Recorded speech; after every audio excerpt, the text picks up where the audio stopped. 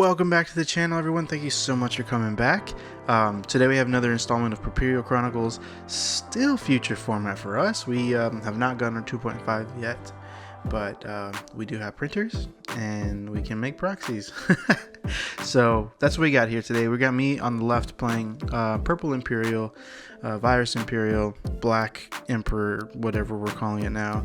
And then on the right we have my buddy KJ playing Magna X. As far as I know, Magna X hasn't gotten too much support in this last 2.5 update, but it's still strong, as we all know.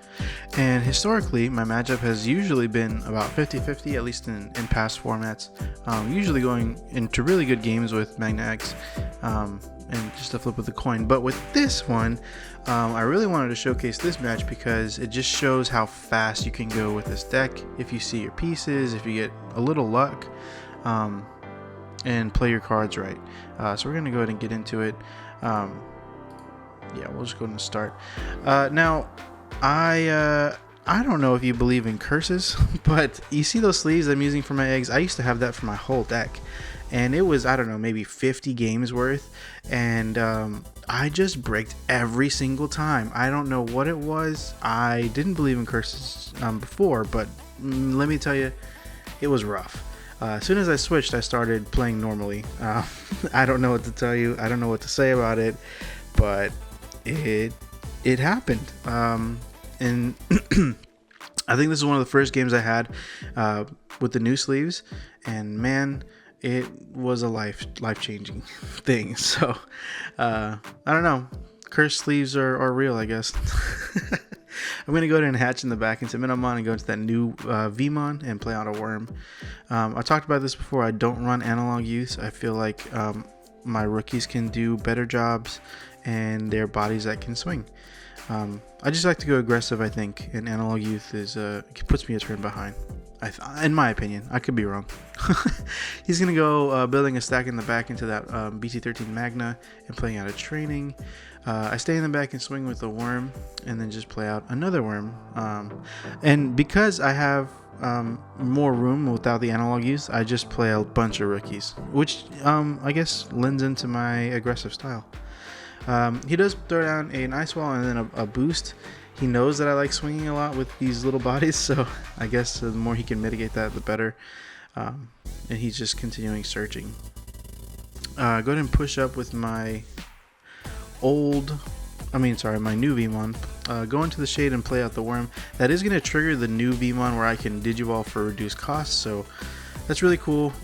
Only going to 2 level 4s for 3 memory, and then we can go ahead and DNA into the Dino Bee, playing out the Pale.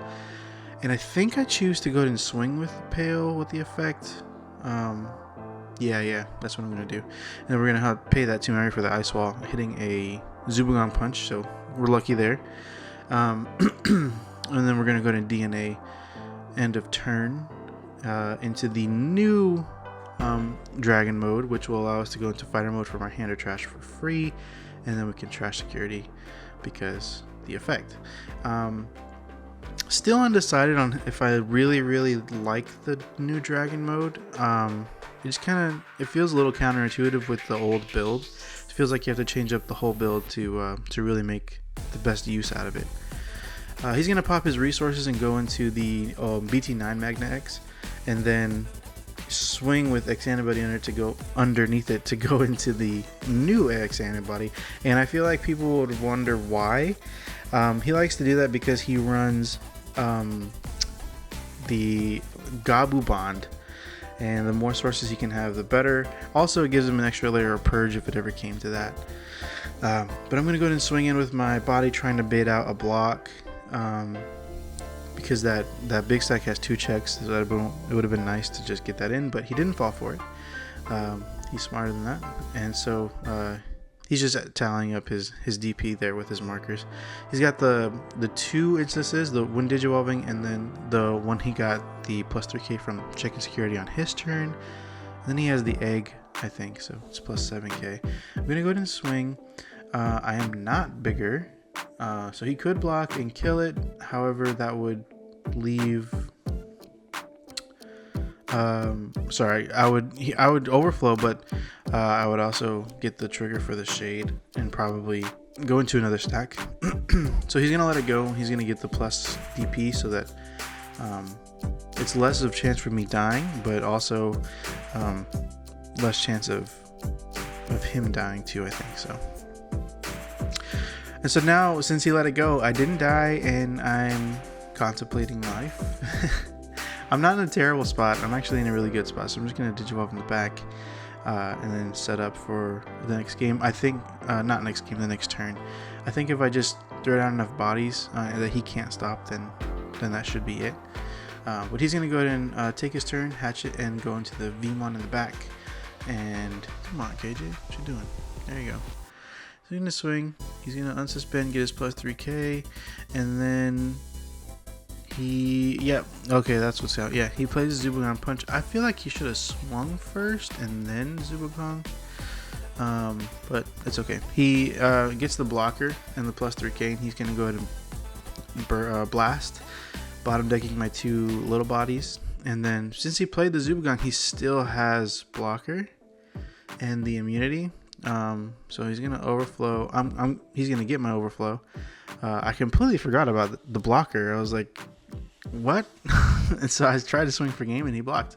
Luckily, we do have the shade inherited, and we got to play the BT-20 worm, and then we just go for game. Really, I mean, there's nothing else to it.